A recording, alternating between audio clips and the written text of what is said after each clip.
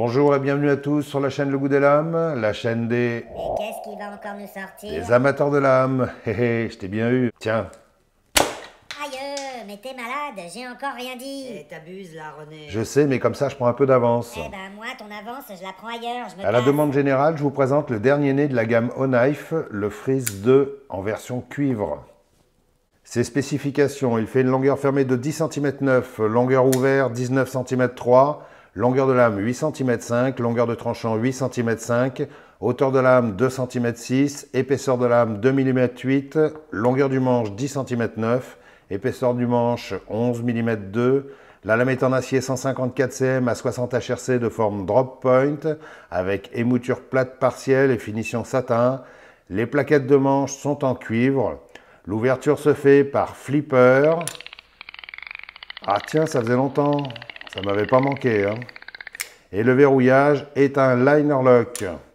Le clip de poche est réversible en position tip-up et le poids de cette enclume, de ce couteau, est de 146 grammes. Alors pour reprendre une formule à double sens que j'utilise souvent, ce couteau c'est du lourd, hein. C'est même du très lourd, et le lapsus volontaire que j'ai fait dans ces spécifications veut bien dire ce que ça veut dire, hein. Ce couteau est très lourd pour sa taille. Bon, d'un autre côté, tout le monde s'en doutait, hein, vu qu'on n'a pas encore inventé le cuivre light, sauf peut-être comme j'aime, j'en sais rien. Donc des plaquettes en cuivre massif sur un couteau avec des liners en acier, forcément ça risquait pas d'être léger, hein. Ceci dit, ce couteau, comme tous les modèles de chez O-Knife, probablement fabriqué par Kaiser, hein, on n'en a pas formellement la preuve, et O-Light se garde bien d'en parler, est d'excellente fabrication, avec des finitions exemplaires. Tout est impeccablement assemblé. Oui, je sais, j'ai l'impression de me répéter à chaque fois que je présente un couteau, mais bon, à chaque fois, les couteaux chinois, c'est la même chose, hein. Les vis sont bien noyées dans les plaquettes, les liners sont assez épais, ajourés, mais pas trop. Je trouve qu'ils auraient pu en faire un petit peu plus pour gagner quelques grammes, hein. À l'arrière du manche, il y a un passant pour dragon, ou pour dragon, selon vos orientations. Le clip est de forme classique, très classique même. On dirait qu'ils sortent tous de la même usine, tellement ils se ressemblent. Pour des raisons esthétiques évidentes, il est vissé par-dessus les plaquettes. Ça fait une petite épaisseur en plus, mais ça évite de laisser une découpe moche dans le métal. Et c'est pas du tout gênant à l'usage, hein. Ça va pas déchirer le bord des poches à chaque fois qu'on range le couteau. Les amateurs de forme drop point vont être heureux, cette lame est vraiment parfaite dans le genre, hein. C'est vraiment comme ça qu'on imagine une forme drop point, hein. C'est presque un cas d'école chez les designers. Si un petit prince te dit un jour s'il te plaît, dessine-moi un drop point », eh bien, au lieu de l'envoyer chier, tu vas lui dessiner ça.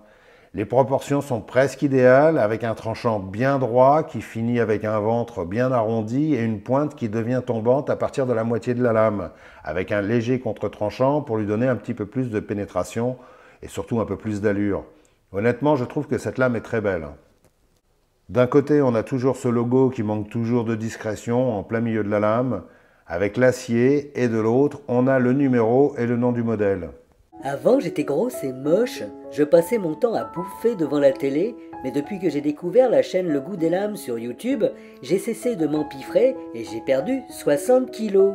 Alors je remercie la chaîne Le Goût des Lames de m'avoir coupé l'appétit avec ses conneries et son mauvais goût. Grâce à toi, je n'ai plus du tout envie de manger. Merci, sale con. Tu m'en veux pas, hein?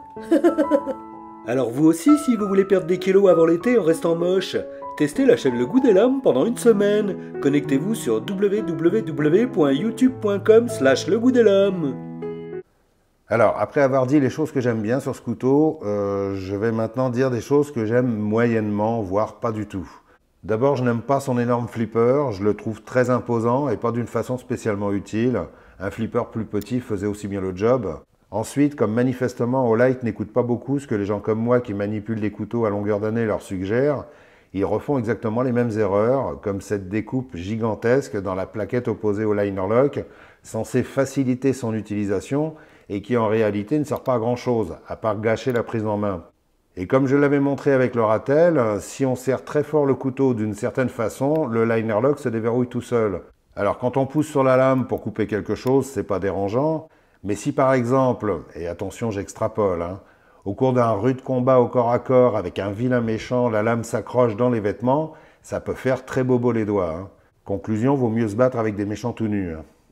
Et ensuite, bon, ça ce sont mes goûts personnels, hein, Je me demande quel est l'intérêt de mettre du cuivre sur un couteau de type EDC, c'est-à-dire destiné à être trimballé tous les jours sur soi.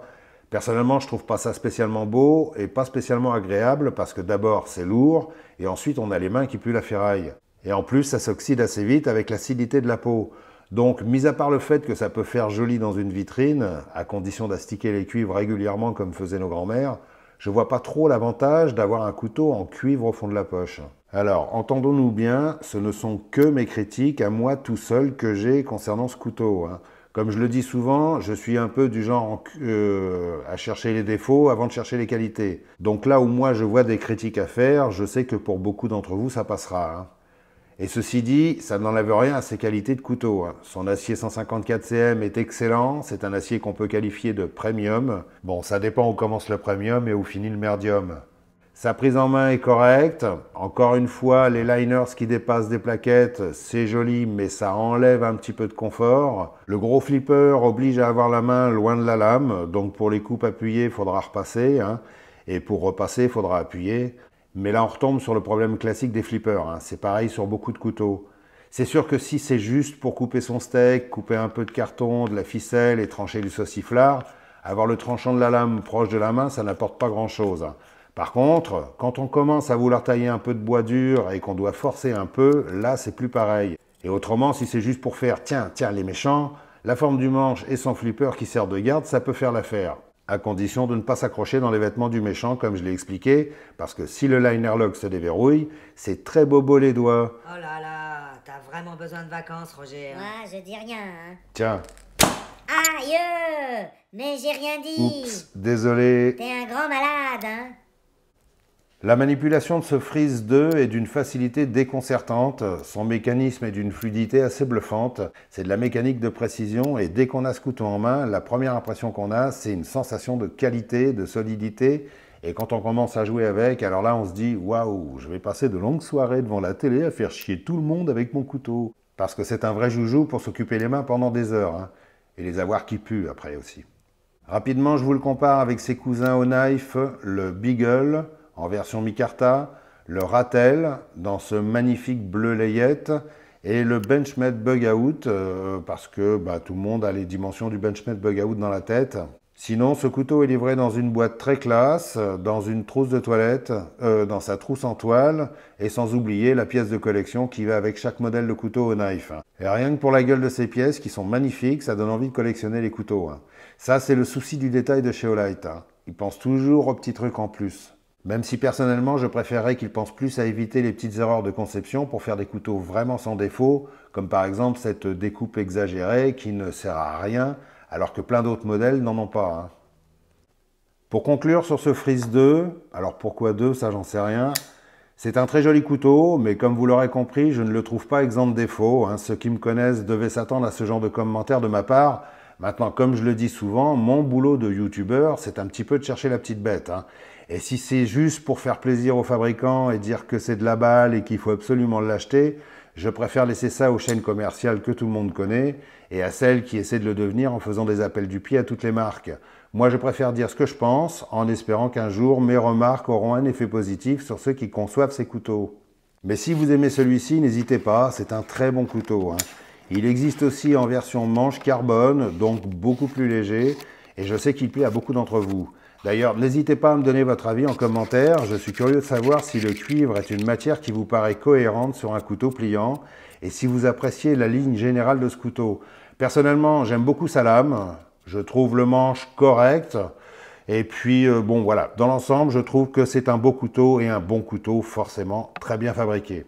Je vous remercie d'avoir regardé cette vidéo. Si elle vous a plu, n'hésitez pas à glisser un pouce et à vous abonner si ce n'est pas déjà fait. N'hésitez pas à partager cette vidéo autour de vous. Ça permet de faire connaître vos passions des lames. C'est important de partager parce que souvent, quand on dit qu'on aime les couteaux, les gens nous regardent bizarrement. Non, vous trouvez pas? Bon, tant pis. Restez affûtés, soyez fluides, profitez bien de la plage pour ceux qui y sont et restez dans le coin. J'ai des couteaux et d'autres choses sympas très intéressantes à vous montrer. À très bientôt, salut!